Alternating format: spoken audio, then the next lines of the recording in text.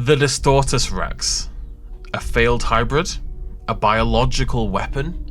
Or simply an experiment in genetics gone wrong? This mutated beast is the big new antagonist of Jurassic World Rebirth, but what did they actually create in the now abandoned laboratories of this unknown island? A new official render and D-Rex toy reveal may have a few more answers on the origins of this supposed monster.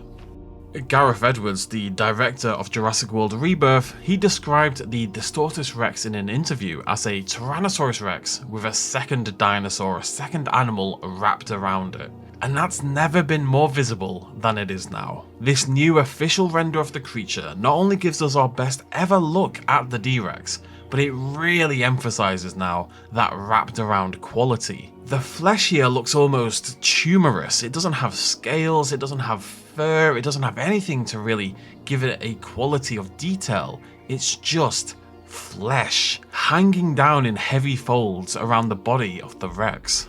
It's very, very reminiscent of the sort of thing you'll see very often in body horror films. This kind of agonizing looking stretched, taut skin, to the point where I'm not convinced there maybe wasn't a little inspiration at play here from the recent smash success that was The Substance. Now, to highlight this, we can isolate the extraneous bone, fat and muscle. All of this red section here is extra flesh laid over the top of an existing Tyrannosaurus Rex, essentially. If we cut away the spare meat then, we're left with a fairly standard Rex underneath, emphasis on fairly. It still looks mutated, it still looks like it's suffering, with the teeth jutting out at painful angles and with the skin taut and pulled every which way to try and accommodate that huge amount of extra weight laid atop the body. But despite that, the basic morphology here is very clearly Tyrannosaurus Rex, it's just misshapen and has longer arms. Those big, bulky, gorilla-esque arms and the beluga-esque head shape we see on the Distortus Rex are part of the second animal, quote-unquote, that's wrapped around the Rex. In fact, as we talked about when the D-Rex was first revealed, the head is very resemblant of people who suffer from a condition known as macrocephaly. This is a term for an abnormally large head, and it's caused by several different things: increased brain tissue, cerebrospinal fluid, blood, or intracranial pressure. All things you would definitely think could come about as a result of genetic tampering, as we have here with the Distortus Rex.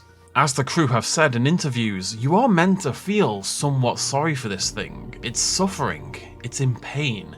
It's probably confused about its place in the world and simply lashing out at everything and anything around it. A suffering mutated creature lashing out is a trope as old as time itself. Hell, I just the other day watched an episode of The X-Files called The Postmodern Prometheus, which plays with this very trope. Great episode, by the way. At the end of the day, a change like this in physical appearance doesn't dictate who or what you are. We are so much more than our physical appearance. And it would feel strange if the D-Rex was rendered entirely as a villain just because it looks different in the way that it does.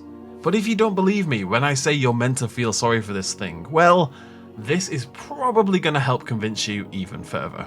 YouTuber The Switch Motion, and I'm going to link their full video and channel down below, recently got hold of the Rumble and Rampage Distortus Rex toy, and they did a full showcase on their channel, which is absolutely worth checking out. It's a pretty cool looking toy, definitely go watch the video. But there's one part in particular I want to show you, and that's this little segment here. Nothing else? And to activate this action, we press the button on his tail, the D-Rex will begin to roar and we press the button on his tail, the D-Rex will begin to roar and... Pressing the tail on the D-Rex causes it to roar and shake uncontrollably as it does so. Nothing about this looks pleasant. A little bit of motion whilst roaring is understandable, but this thing looks absolutely wild as it does so, shaking savagely from side to side, as though the Rex beneath the flesh is trying to break free of this Sarcus prison that's entombed it as it screams. Because that roar as well, it's not just a roar, just listen to that again. We press the button on his tail, the D-Rex will begin to roar and... That's not a happy roar, that's not a regular violent roar, that is an agonized, almost scream of a roar. It genuinely sounds more like a cry of pain than it does a ferocious, threatening roar. And I don't know about you, but I'm really glad this is the direction they've gone in for the D-Rex.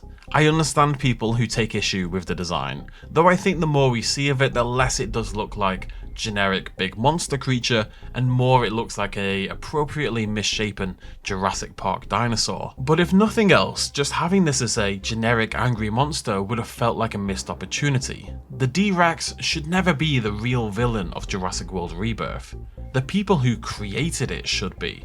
The ones who messed around with science they didn't understand, the people who stood on the shoulders of giants in the name of power, profit, or profiteroles. I couldn't really think of another appropriate P word there.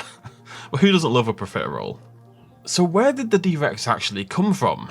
Well, we know it likely originated from around or in the few years prior to 2010, thanks to the recent Empire article, and it was designed in an InGen lab hidden somewhere on the new island, or indeed somewhere else entirely, and then shifted over afterwards.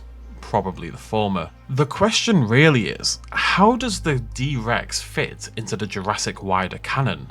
Now 2010 is a few years before the events of Jurassic World film, but it's actually 5 years after Jurassic World first opened its doors in 2005. This is an InGen at the time that is still very much alive and still very much working for Masrani at this point. So then, is the D-Rex a early experimentation in creating hybrid dinosaurs? A step one in the process that would eventually create Jurassic World's Indominus Rex? Did Masrani even know this thing existed?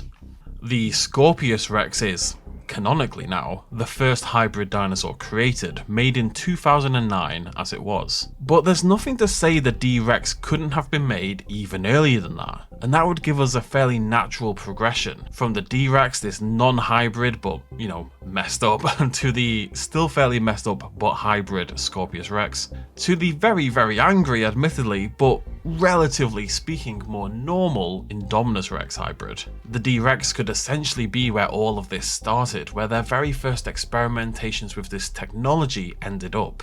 Now, a lot of people have questioned why the D-Rex wouldn't have been showcased in Jurassic World if Masrani was aware of it. I've seen this mentioned a lot, but it's worth remembering that the Scorpius Rex wasn't displayed either. Masrani himself felt that the Scorpius Rex was so grotesque he couldn't display it in the park. And relatively speaking, the Scorpius Rex looks much more like a regular dinosaur than the D-Rex does. This is absolutely not a creature or experiment that Masrani would approve of. Dr. Wu created the Scorpius Rex in secret. Masrani found out eventually, but his initial experimentation was done without Masrani's knowledge. So it's much more likely that whoever made this were likely plugging away in secret as they initially developed this technology. Now, in terms of the timeline, I really prefer this to our original speculation that the D-Rex hails from before 1990 when they were creating dinosaurs for the original park. But I am still very curious as to how those two disparate timelines will coalesce in the final film itself. We've got this modern creation of the D-Rex, and we've got these dinosaurs that were too dangerous for the original Jurassic Park. How do those two coexist in the same space, and it still makes sense for the timeline? We'll likely have to wait until the film itself to find out, but maybe the second trailer, if it ever comes out, will shed a little light on that particular mystery.